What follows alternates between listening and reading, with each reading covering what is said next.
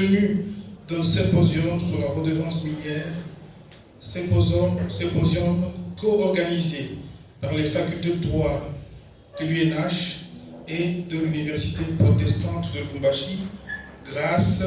au partenariat de la faculté de droit de l'UNH avec le Centre Carter, lui-même appuyé par ses partenaires en vue de l'organisation de ce symposium. Ce riche symposium se situe dans le prolongement d'un colloque que l'UNH a eu le privilège d'abriter il y a 5 ans, qui posait déjà la question qu'on le retrouve en filigrane au travers de communications de ce jour, à savoir les mines pour qui? À qui appartiennent les mines? Au titre de recommandations visant à transformer la redevance minière en un levier de développement et de transformation qualitative du niveau de vie des populations,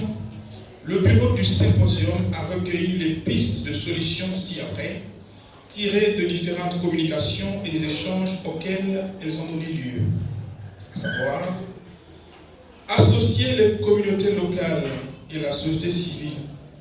à l'établissement de projets prioritaires, organiser des séances publiques de reddition des comptes,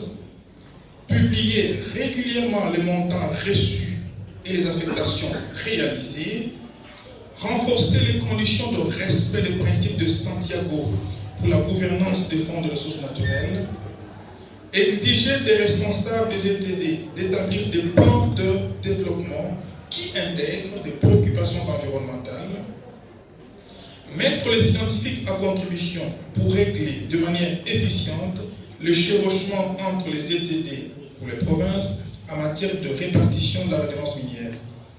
renforcer les mécanismes de transparence et les différents paliers de contrôle. Contrôle parlementaire,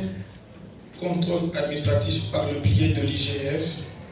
contrôle judiciaire par la Cour des comptes et répression des infractions liées à la gestion de la redevance minière par des juridictions de droit commun. Instituer une commission pour les générations futures. Et pour finir, le bureau tient à exhorter les intervenants de ce symposium à affiner